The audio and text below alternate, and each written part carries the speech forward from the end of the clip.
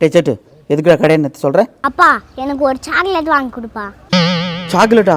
டேய் அம்மாவுக்கு மட்டும் தெரிஞ்சுன்னா அடி பின்னிடுவாங்க. இப்போ தான் சாக்லேட்லாம் சாப்பிடக்கூடாதுன்னு சொல்லிக்கிற டாக்டர். அம்மா தெரிஞ்சாதான் வாங்கி கொடுப்பா.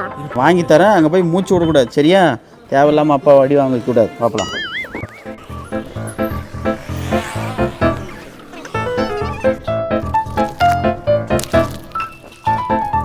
டேய் சேட்டு சாப்பிட்டு இங்கேயே கவரை போடுறு.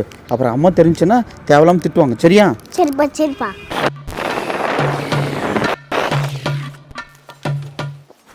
விகாஸ் நீங்க பாரு அப்பா சாக்லேட் வாங்கி தந்தாரே.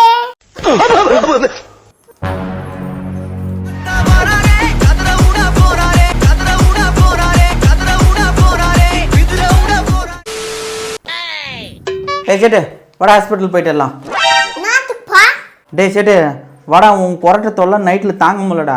போய் செக் பண்ணிட்டு வரலாம். அப்படி என் வாயில குறத்த வருது. பக்கத்துல இருக்கிற காடு கேட்கல, தூரமா படுத்துங்கிற உங்க காடு கேக்குதா? அப்பா நீ தான் குறைஞ்ச விட்டுப்ப, நீயே போய் டாக்டரை பார்த்துட்டு வா. லாஜிக் என்ன நல்லா தாங்க இது, ஆனால் நான் உள்ளடா.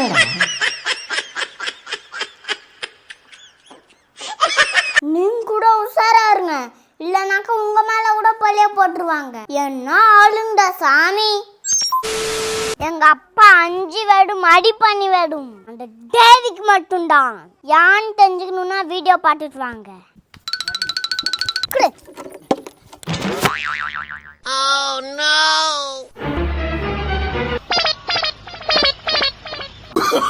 Oh, no, no, no, no.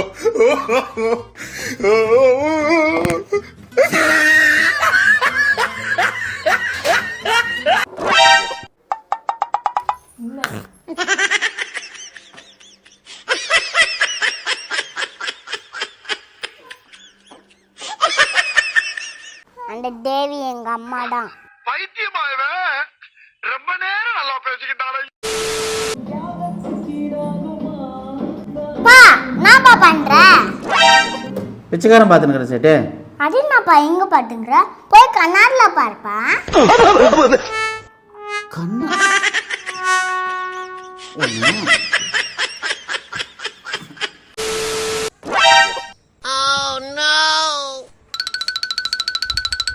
மா என்னமா பண்ற மலையில?